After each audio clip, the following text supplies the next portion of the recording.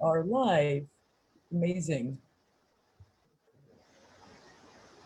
All right, so I'm gonna go ahead and record it as well, just in case.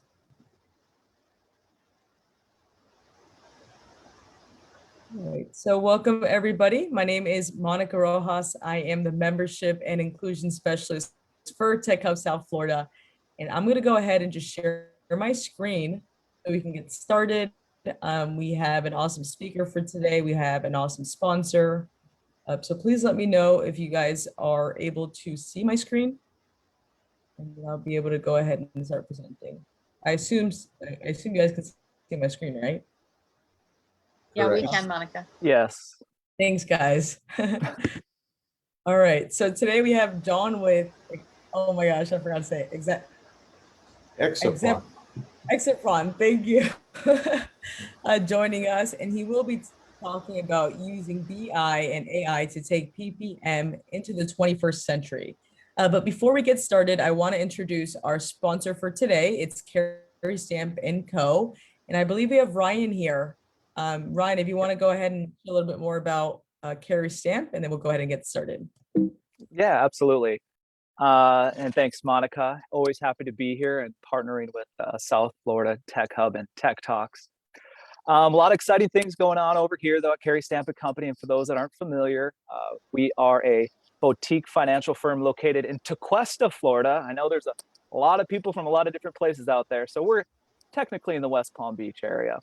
But what we do is we meet with individuals, families, multi-generational families, that is, businesses, business owners, even specifically in the tech space, and talk to them about what's important to them. And we can do everything from college savings plans to retirement planning, a little bit of estate planning, tax strategies, but it really comes down to what is important to you. And then we partner with you throughout the way and keep you on track. And it's really fun. But I will just say this, we get a lot of questions, and I want to leave you with this quote.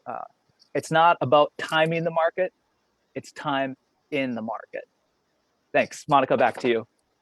Awesome, Ryan. I love that. I haven't heard that yet, but feel free to drop more information about Carrie Stamp in the chat and even the awesome YouTube videos you guys have going on. So thanks again for sponsoring. Absolutely. All right, so everybody, this is our mission for Tech Hub South Florida. It's building South Florida into a tech hub, and we work as a community to do that every day, and we follow our community creed. We really try to be inclusive and welcoming for all. So if you guys have any impact or any value you want to give to our community, please reach out to us. We're always here to listen. We always want to help. And if you want to learn more, feel free to log on to techhubsouthflorida.org. All right, so then you see our mission is there once again, our to build South Florida into a tech hub. And right now we have over 200 corporate members from Miami, West Palm Beach, and Broward to foster and build our tech community and our innovation community. And recently we've decided to start supporting our startup community even more. So we're super pumped about that. And these are just a few of our current members. We have Office Depot here, City Furniture, UKG. And the one thing that we all have in common is we are super passionate about technology. And just to give you guys an example, City Furniture, they're one of our corporate members, and they kind of see themselves as a technology company that sells furniture rather than a furniture company that uses technology. So I think that's really cool. And that's the one thing that keeps us moving forward. All right, so this is just a little bit more about our membership benefits. So for example, we have a newsletter that goes out every Monday. We have member profiles on our website, so anyone in the community can check out some of our members that are involved. And then we have job listings and resume distributions for all of our community. And we also have speaking opportunities like this one. And lastly, we do have different peer groups where you can join and meet like-minded people. We have software leader groups, we have the CEO group, we have founders group, we have a woman in tech group, and we really just try to be inclusive for all here. So it's super exciting times for us. Oops. There we go. All right, and we also have weekly events. So tonight, every other Monday night, we actually have Tech Talks. Starting in May, we're going to do in-person tech talks. So we're going to go from Miami to Broward to West Palm. And on Tuesdays, we alternate every other Tuesday. So we have panel discussions where we bring up different topics that are really trending in our community. For example, the tech scene in South Florida or the startup scene in South Florida, AR and VR. In about 2 weeks, we have hiring with intention. So we're bringing in Netflix and Snapchat to hear how they're hiring and how they retain software engineers and how they built something so big and successful from the ground up. We also have podcasts. So we like to interview the awesome and innovative people in South Florida. We're on Spotify, we're on Apple Music, so feel free to check us out there. And on Friday, we do educational workshops called Lunch and Learns, where we switch the topic from tech development, startup development, and personal development, just so you guys can all learn and be part of the community. And this is a resume distributor. So we're really keen on supporting our tech talent down here. So let's say if you know anyone hiring, if you're looking for a job, go ahead and check out Tech Hub South Florida Careers and upload your resume. It'll be sent out to all of our members who kind of just wanted to be involved and wants to be in the loop for all the awesome talent down here. And if you haven't done so already, we have an amazing Slack channel. It's techhubsouthflorida.org/Slack. And you can actually text this number with your name, with your email, and you'll be added directly to our Slack. All right, so it looks like it's all done from my end, and I'm excited to welcome John to the stage, and he will be giving a presentation today. So thanks again, John, for joining us as tonight's Tech Talk host. Well, thanks, Monica. Thanks so much. I'm going to share my screen with you. And I'll put up the presentation that I'm going to talk to you. But first of all, a little bit about Exepron. Very quickly, Exepron was started over 10 years ago. We were on a contract, the co-founder and myself, Danny Walsh, we were in Brazil on a contract in a pizza rodizio. And we designed we've used all of the project management applications that you can think of at some point in our careers. And we wanted something that was intuitive. And we defined intuition, or an intuitive product, as something that needed no further interpretation after a first glance. In other words, you saw it once, it needed no interpretation, much like an Apple product. And some of our clients have actually used that in presentations without our prompting to say that the product is as easy to use as something out of an Apple store or an Apple product out of the box. So with that said, we started to go down the path of building a superior project management application for portfolio project management when the cloud started out. And we saw that as a medium to distribute en masse to the market. And it's matured from there. We're in about 15 countries.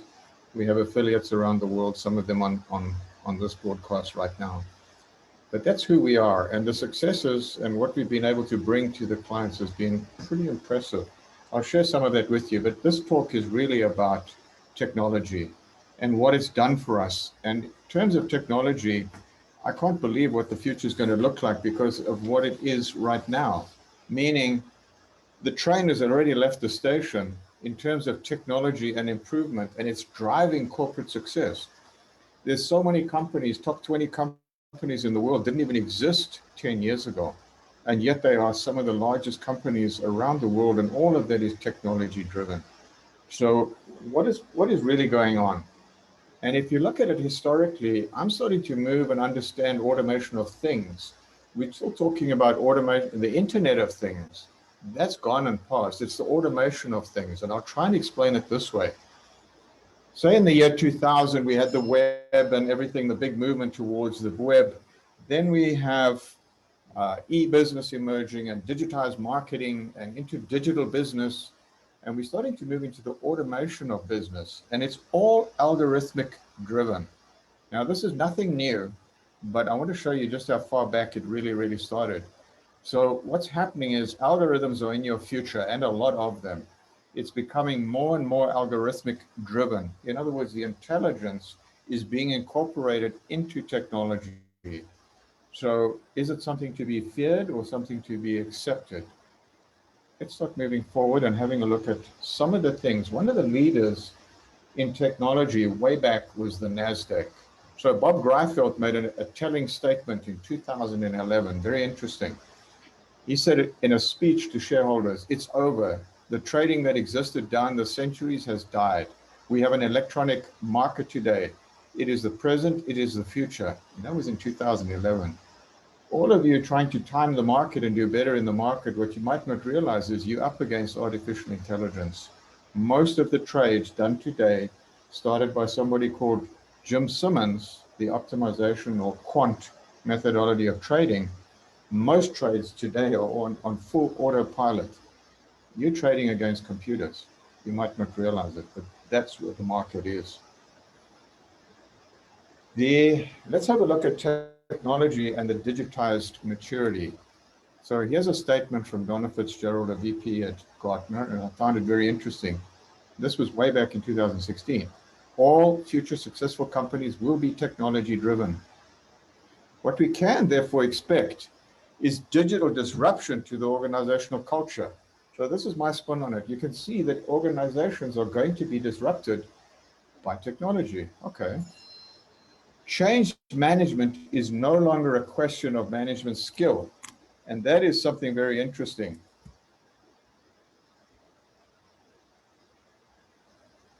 It has become an evaluation between competing technologies. And that has a profound impact because now suddenly our cultures are subordinate to that technology. We no longer sit around and motivate people and sing kumbaya and hold hands and have workshops. It's now an evaluation of the technologies and what we're going to subordinate ourselves to. Now, does that cause anxiety? There is a digital anxiety out there. In other words, is digitization the threat or is digitization the opportunity? Well, it depends on your point of view, obviously. But we're living in this ambiguous bipolar world, and we need to move into this adaptation of technologies. But how do we do that? Okay. So here's something very interesting. Ambiguity or conflict or dissent is always at the essence of progress. In other words, it's right at the core of progress. If we can reconcile what we perceive as mutually exclusive events, we get breakthrough. And that is purely based on our assumptions, our prepositions, our assumptions, and what we think about the future and how we perceive it. So if we can understand the ambiguity, reconcile it, we can start building this adaptive world, and it's been done already. So what are we looking at? It's the world we currently know versus the world we are creating. And that world is already proven to be extremely reliable, extremely available, and extremely adaptable. So I take Amazon as an example. The Amazon shopping cart. You're expecting the availability, reliability, and adaptability to any one of your consumer questions. And if Amazon doesn't fulfill it, somebody else will. So that world is out there. We know that. And when you start looking at some of the high-performing on-shelf bases that are out there, or platforms that are out there, this is what they're striving for, and this is what they're achieving. So we need to move that into the project management world. And I'll show you some of the critical elements of project management in a moment. So I'm now moving the topic into project management, and in particular, portfolio project management. That is handling a complex portfolio of projects with high uncertainty and lots of resources. So how important is project management to everybody, especially in a managerial position? Firstly, along with financial skill, motivational skill, industry-specific knowledge, and everything else a manager should know, executives and managers really, really need to know how to control investments, progress, and cost of those investments. Project portfolio management skill is a necessary condition to your corporate career. Basically, how to create a competitive advantage for yourself in a corporate environment and also for the corporation itself. The ability to manage uncertainty, complexity, control resources, and be confident that everything is progressing as expected. This is critical. So what is the performance to date of all of these things? Let's move forward a little bit. So let's compare project management performance to some other industries. If you look at the supply chain industry, and here I'm talking distribution, supply chain, replenishment systems, etc. When you get into the sophisticated high end of it, meaning you're supplying Napa, you're supplying companies like auto parts suppliers, AutoNation, you're looking to supply Walmart, etc. as a vendor. If you're not 95% available on shelf to them when they need it, and that is with very short notice periods, 48-hour notice, you're not going to be a vendor if you're not 95% plus availability. The same with manufacturing. In other words, if you're a first-tier supplier to Boeing, to United Technology, to Exotron, etc., if you're not 95% due date performance with a 48-hour turnaround or notice period, you're not a player. You're not even supplying them. So let's have a look at project management and the performance on average. So according to the PMI annual surveys, I track these things periodically. Finished on time, about 54%. Meeting original specification, about 35%, meeting original spec. And when you combine due date and to budget, you're looking at about a 38% performance level. There's huge room. Now, where you see inefficiency, there's opportunity. So what is the opportunity, and how do we take technology to close the spread, that huge spread or that wide gap of opportunity that exists? For yourselves as different companies using project management, using portfolio project management, the ability to create a competitive edge is massive. The spreads are huge. Underperformance is ripe. It's everywhere, all over the place. So this is an industry worth addressing and using technology to do that. So is there a need for change? Let's have a look at some of the methods in particular. Here's the Waterfall Method of performance. This is a PricewaterhouseCoopers study. It's a general study of project management, 10,000 projects, 200 companies, 30 different countries. It's a wide range and swath of examples or a sampling. And we end up with about 50% failed, meaning double budget, double time scenario. Challenged, significantly challenged, which is also a high cost, late delivery, and probably about 3% success rate. Now, this is waterfall used in construction and major repair, major construction, major projects, etc. But let's have a look at IT. So IT has moved towards Agile in the last 10 years. Did it do anything for Agile? Well, if I take the Standish Group report 2012 and compare it to the one that's just been produced in 2020, nothing changed. So is Agile the big breakthrough that it's supposed to be? I know we're socializing much better. We're starting to incorporate and be inclusive, etc. But the governance component is still missing. We don't understand the prioritization. Things get mixed. Projects are still delayed. Costs are still overrun. Nothing's changed. So the spread remains and the opportunity with it. So what do we do next? The project management track record is not good. There is good news. It's a systemic problem. Therefore, we can seek a systemic solution. That reconciliation of what appears to be mutually exclusive agendas.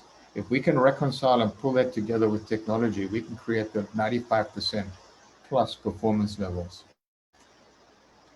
I want to define a word, and you won't find it in a dictionary defined like this, but that is dogma. And I'm going to give it to you as repetition without any reason. We just do the same thing over and over again without reasoning or thinking very deeply about it.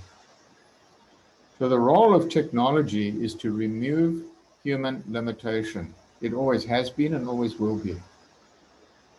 Now, dogma means incorporating the old rules into new technology, which means the old rules in new technology is just going to cause you to chase your tail faster. That's really what it means. You're applying the same rules that didn't get results. You're just going to do it much faster and run in circles, even tighter circles. So progress requires us to exploit those new technologies, and it also enables us to ask new questions we couldn't ask before. So let's have a little deeper dive into this. If you look at the user profile of proficiency of any application or any industry specialty, etc., you'll find there's an entry level, an average user, an experienced user, and then the real experts. The easiest way to see it is the 80-20 rule, where the salespeople, about 10 or 20% of the salespeople are responsible for 80% of the sales. Now that would be the expert level. Now the same thing happens with IT. You get real experts, and then you get the average experienced user. It doesn't matter what industry you go into, the profile remains the same. The same with project management. So the role of technology is to remove human limitation and empower human capability or capacity. So the opportunity is to automate the planning and execution capability in project management, and especially in portfolio, complex projects, a portfolio of complex projects sharing resources. Here's what we need to do, is take that automation of things and capture what the experts know in terms of project management, take that, automate it, and bring it to the average user. And now we can elevate the experience or the capability of almost every average manager throughout the company. So let's have a look at it from a little different perspective. And that many have the skill to plan something, very few have the skill to execute it. By way of illustration, Microsoft Word is a blank sheet. Microsoft Excel, when you open it up, is blank. And so is Microsoft Project. It's just a blank sheet. Now, with Word, you can write a best-selling novel. With Microsoft Excel, you can write a merger and acquisition that can make millions. The same with project management. You can successfully execute a project that can deliver a football stadium on time and budget. It just requires a lot of skill. It's not for the faint-hearted, it's for the experts only. There are no rules. You can do what you like. It's a blank sheet. It's freeform. If you're not an expert, you can get into real trouble real fast. And that's where we end up with the level of proficiency and the performance we experience in project management today. So the majority lack sufficient skill. How do we take that skill and remove the human limitation and empower the human capacity? Well, where does project management come from as we know it today? Basically, the Waterfall Method is made up of a number of things, and here they are here. The one was Gantt. Henry Gantt, way back, put taskbars overlaid on a calendar in the 1920s. The PERT, or Program Evaluation and Review Technique, was used on the Polaris submarine by the military in 1958. The critical path methodology was also that longest chain of dependency within that PERT review process. John Fondal, a professor at Stanford in the 60s, developed optimization techniques with task dependency and task duration algorithms. And that was codified in the 70s into software as software started to emerge as a powerhouse that it is today. Let's have a look at it from a freeform analog perspective. You can have projects today, and we see it all the time amongst our clients. Things just stop and start in the middle of where we think they should be. We plug milestones in where we think they should be. We just start pieces of a project in the middle of nowhere, and things just end where we think they could end without any dependency between and taking a holistic view of the project portfolio or the project itself, let alone with a project portfolio. Then we start looking at taking the optimization route. In other words, things can't just stop and start in the middle of anywhere. So let's optimize and have a common endpoint and a common starting point, and we'll reshuffle the schedule every time there's a change. Well, you'll just chase your tail faster applying old rules in new technology. Just because you can do it on a computer and you can re-optimize every 15 minutes, you're going to get people to chase the priority system around and around in circles until you can no longer, you'll drive yourself crazy. So let's move from analog to digital. Analog project management requires a lot of skill and brute strength to pull off high performance. It's basically static point-to-point information, very similar to the original GPSs. There was no intelligence behind them. All it was telling you on a map, drawing a line point to point down some roads and giving you direction, independent of the condition or changing conditions of that road. There could be traffic, there could be an accident, there could be traffic officers along the way. All sorts of things can happen.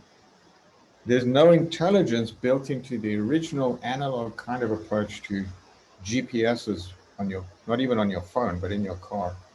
And today we have something where GPS has high intelligence, is rerouting you, redirecting you. It's telling you there's traffic, there's an accident. It'll even calculate how long it's going to take you to get through that accident. It's telling you, giving you alternative routes. All of these in combination are taking us into a highly intelligent, digitized world. So the critical chain methodology lends itself beautifully to business intelligence and artificial intelligence.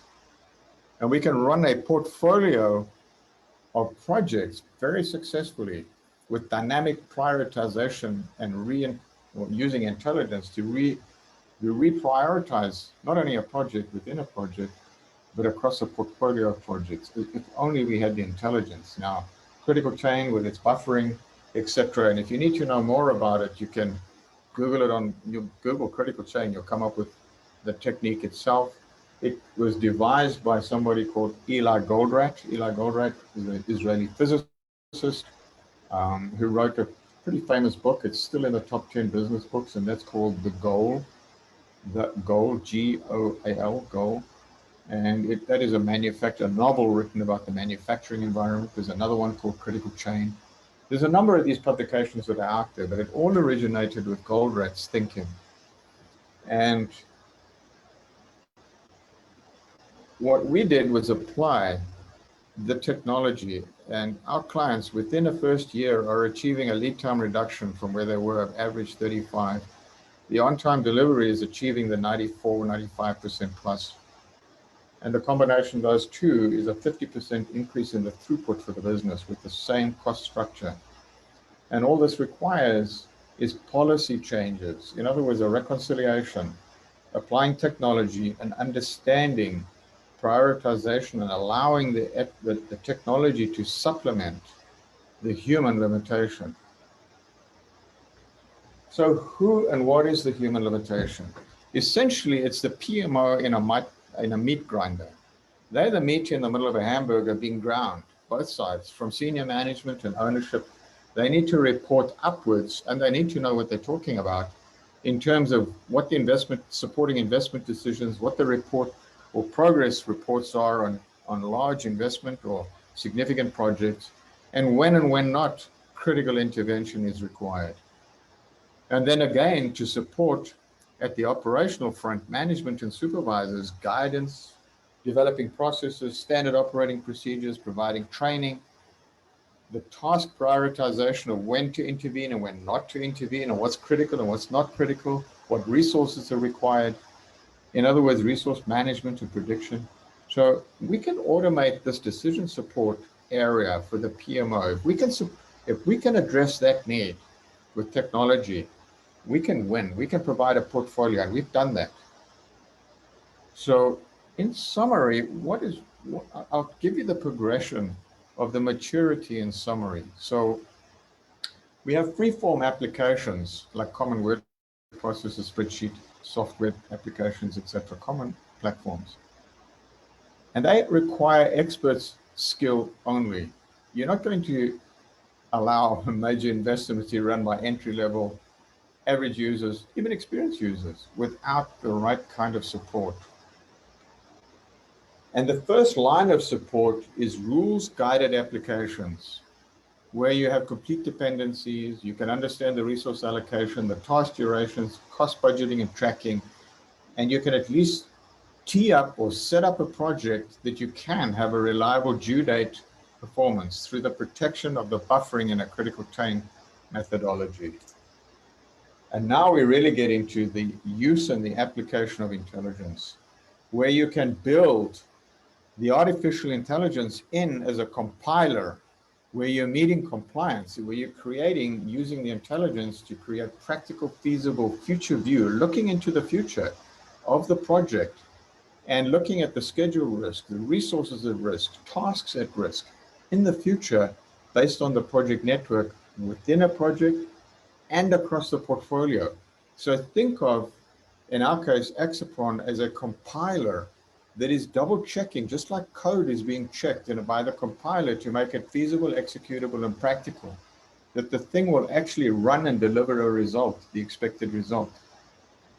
That's the intelligence that we built into Exepron, and that's the opportunity. At the first line of intelligence is business intelligence, where there's simple early warning, timely and cost-effective integration, to have timely and cost-effective integration. We identify very clearly tasks requiring immediate attention, prioritization, emerging resource contention before it happens, and you can deal with it cost-effectively. It looks at the overloading of current resources, and also which due dates on which projects are in jeopardy and when not to intervene. And then we get into the real exciting part, and that is the artificial intelligence, AI, where we have automated decision intelligence, the analysis of a portfolio of projects that creates that superior project performance, identifying and making suggestions of how to create a competitive edge inside the company, and looking at things where adding a few resources can have a dramatic shortening of the entire portfolio of projects. These are already available and they've been built in. As I said from the outset, that the train has already left the station. Technology is out there. We either embrace it or we fight it. We are going to subordinate to it, but if we can leverage it, we overcome those capabilities or create new capabilities and empower not only ourselves, but the company that we work for. So in summary, here's what we're looking at. The left-hand side is a pipeline of work waiting to come in. All projects predefined either by template or built on the fly, waiting to come in.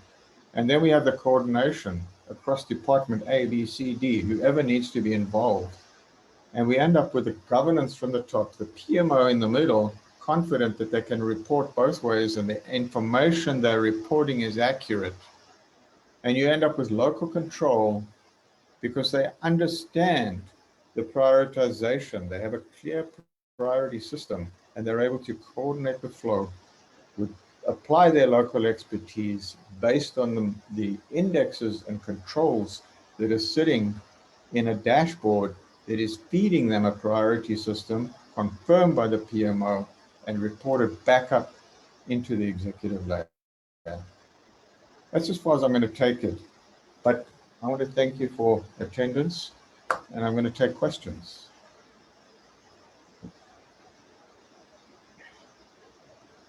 Awesome. Thanks, John. Any questions from anybody?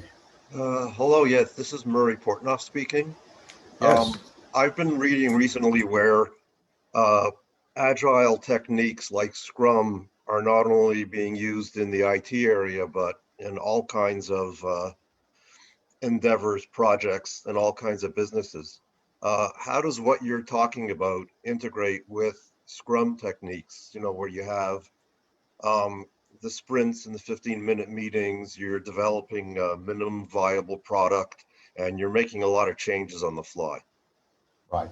So the theory or the myth is that these agile techniques, I'm not going to talk about other industries. I know it's emerging into other industries, and I think that is just purely because of the hype. So I'm going to stick with the IT component. First of all, there's a number of things missing. One is very, very good governance procedures. And there's also the assumption that we've got a never-ending product or project. When does the project end? Well, it's continuous development. Therefore, we don't have an end. That's the first myth. Another myth is that the sprints or scrums have governance. They don't have governance. It's almost free form of what the resources want to choose, when they want to choose it, and how they're going to do it. And if they're late, it's okay, it just rolls over into the next scrum.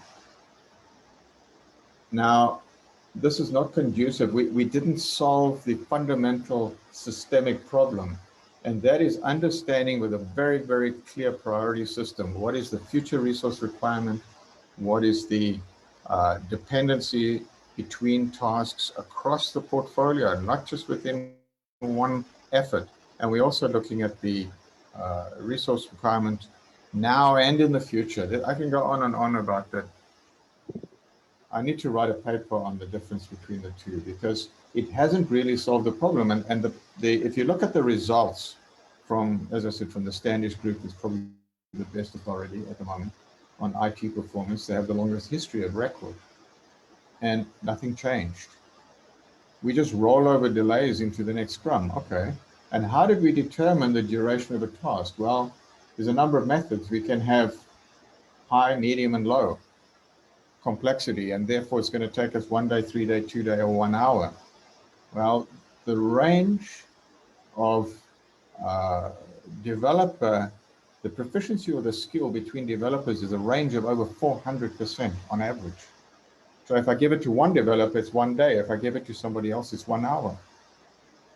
The range of skill between operators is massive. It's huge, a huge spread. There is no way of controlling that. Now, other than deploying better and better resources or better and better training or becoming more and more specialized. How do you coordinate all of that stuff? I don't think that it's been resolved with IT. And if you look at the performance, if you go to investors in software and you ask them, you know, what the performance is or where are we and what's the progress, they can't tell you, and neither can the PMO. They're guessing all the time. That's my opinion. Now, there are ways of reconciling it, and we are working on a solution that creates something. Gartner came up with something called Mode 1, Mode 2. Mode 1 being the governance of a waterfall known process, and Mode 2 being the agility of the Agile processes.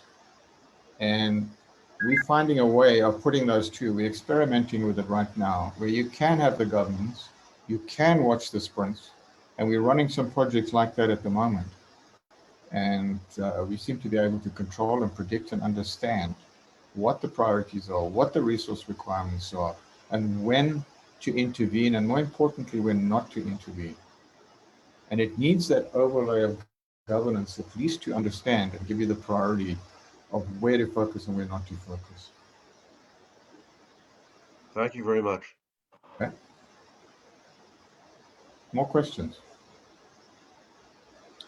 This is Erica Harley. I have a quick question. So on these, on the actual, like when I saw the chart and you're putting in some governance, some decision-based things to make it move faster, some expert items that can go in, and I can think of lists of those that go in. Are you doing that by industry, or are you doing that by, like, if I work at a big company, I put those in? You know, is it like a rules-based engine that's based off of something that we already know? Look, okay. So I'm going to answer you this way. Logistics are logistics no matter what industry you're in. Okay. And if you can craft a solution at the very essence or the root cause and solve root cause dilemma in terms of logistics, you can then rebuild that project back up into almost any industry. So I'll give you the range of industries we're in. Behind me, you see fighter jet aircraft. We also schedule NICUs, babies. 160 days in a NICU. We schedule NICUs. We schedule in healthcare. We schedule shipbuilding. We schedule IT. We schedule medical equipment development. We schedule so many different industries, because if you attack the problem at the root cause, and then you're able to rebuild the solution and reinterpret it back up into many different environments. And that's the way to do it. Now, it's not industry specific. So a logistics solution, project management, buffering, in other words, putting inventories of time in the correct strategic positions within the project portfolio, allows you to see where the slippage is occurring, which resources are in jeopardy or starting to become overloading or merging as overloading. And you can hear I'm talking generically from it doesn't matter what project. You're looking to bring the project in on time, cost and budget. And I need to know where it's slipping and when it's slipping and where to jump in immediately before I get into real trouble. So I need that early warning. That's what the intelligence is giving you. And that's where the buffer penetration, resource loading, shape of the project, how far you've already executed, the number of integration points, all of that that intelligence in combination is way beyond human capacity on large projects. And that's where we need technology to start putting those together, and we can understand when and where not to intervene. Absolutely, thank you. I hope that answered the question. Yes, you did. You way over answered it perfectly. Thank you. Understood. Thank you. Another question.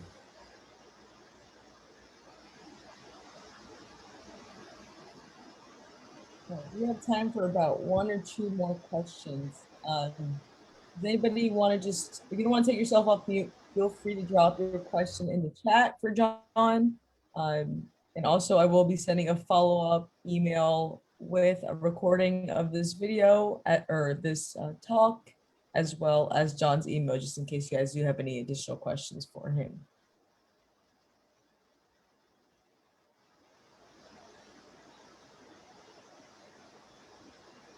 Awesome. Okay, well, I guess, I mean, John, I have one question for you. For Exepron, do you guys focus on a certain style of product management, or do you mostly cater it for your audience, or depending on what industry they're in? Well, we're able to tailor it to any industry, first point. So a new product development, we're large in new product development. As I said, fighter jet maintenance, shipbuilding, new product development, NICUs, hospitals. Because it's a generic logistics application, we get into manufacturing using exactly the same tool. Repetitive manufacturing, especially in job shop environments where there's custom, make to order, engineer to order. Those type of environments, we thrive in that environment. When you get down to milliseconds in repetitive manufacturing on thousands of parts, I'd rather stick to the development of new product in that industry rather than going into floor scheduling at that level of minutia. But I don't think the product is suited there. We haven't got application in that environment. Now, ask the question again. I think I went off track. I was just asking if you had maybe a specific type of product management for each industry, but it seems like you really focus maybe on the size of the companies. Oh, no, we're large and small. We have lots and lots of smaller clients as well as large. Okay. We have rollouts across corporate environments where they share resources on a global scale. So in other words, resource sharing, looking at load leveling across resources, sharing drawings across industries between continents. In other words, we've got clients that are manufacturing in China. They have engineers in China who might be underloaded at the moment when somebody in Europe is overloaded, and they send the blueprints across for modification of standard product to China, get them done and return. So there's resource or load sharing across.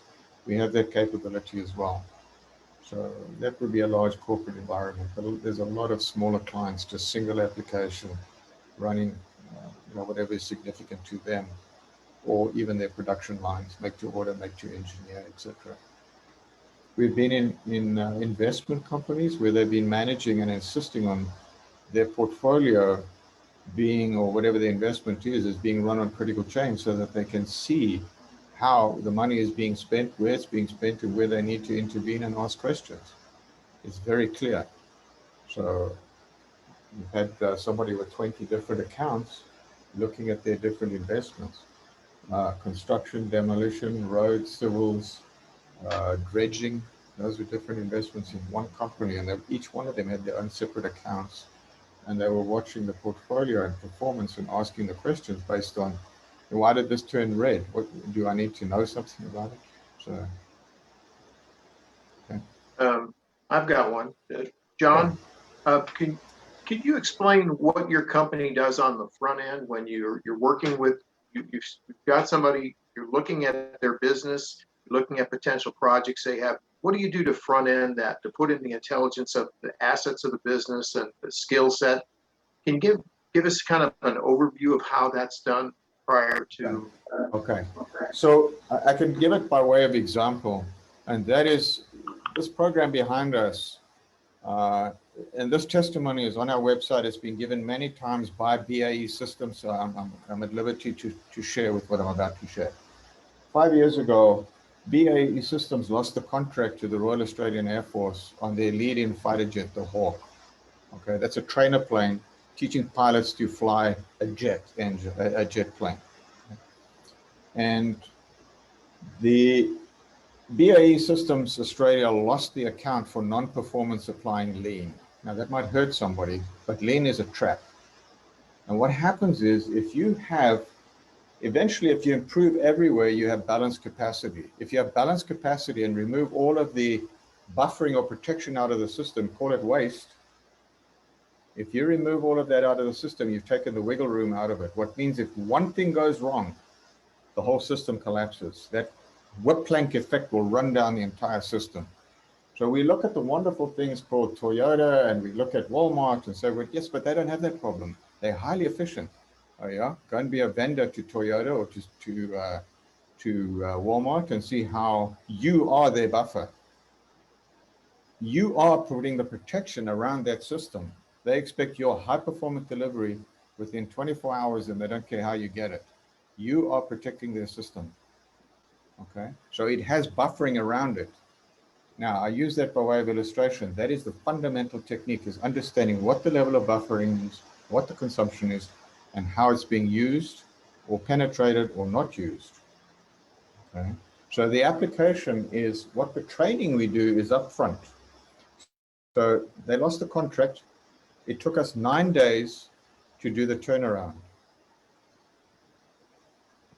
Half a day of appreciation training for the executive, 2 days of training, fundamental, and we use technology to run simulators that point out 14 different fault lines that exist in the current project management methodologies. Much like I gave you a broad overview, but there are 14 fault lines within projects. Underappreciation for the number of points of integration or the vulnerability of integration points, assembly points. Not understanding linear dependency. All the negatives will be passed down a production line. All the negatives will be passed down. All the delays will be passed down a chain of events. The probability of a gain being passed down a chain is highly unlikely. And the end result is accumulation of delay. If you don't catch it early enough, you're dead. It's real simple. There's 14 of those. Vulnerability, linear dependency, resource contention. If you haven't resolved those in the planning stage across a complex portfolio, you have no chance of delivering that project or that portfolio of projects on time. There's 14 of those. We train that within 1 day. The next day we have them already building their first networks, teaching them how to build a network from right to left with the end in mind and building true dependency based on necessary condition. In order to, I must have. In order to, I must, this must be in place. This must be in place. And so we teach people to build a proper project network and set it up correctly, to resource it correctly, to put the durations in correctly, and then let the automation of technology build in the correct level of buffering to protect the system, not the task. We protect the system as a whole, points of vulnerability, integration points, the project due date, project buffer. We protect all of that, and then we use those and create indexes to give the technology, BI and AI intelligence indexes that give you the priority system. But that takes us, the turnaround at BAE Systems was a 9-day event. It's on our website if you have a look at it. And that's pretty typical, 10, 15 days. Now shipbuilding is a lot more complex. It took us about 3 months to get shipbuilding embedded in. Those are really complex projects. But typical engagement would be maybe 10 days. And we use technology on the engagement as well. Thank you. Okay. Awesome. Well, Questions? does anybody have one last question for John before we close out on today's talk?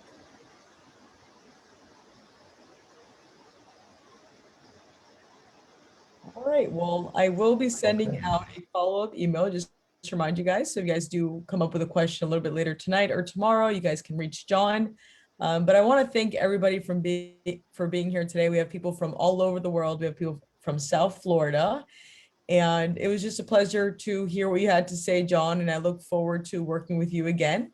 I hope everybody has an amazing and dry week. I know it's a little bit rainy down here in South Florida, but if you guys have any questions about Tech Hub South Florida, about myself, or just about getting involved and supporting our community, please feel free to reach out. Add me on LinkedIn or send me an email, monica@techhubsouthflorida.org. And I really appreciate you guys all being here. I hope everybody has an amazing weekend. Thanks again, John.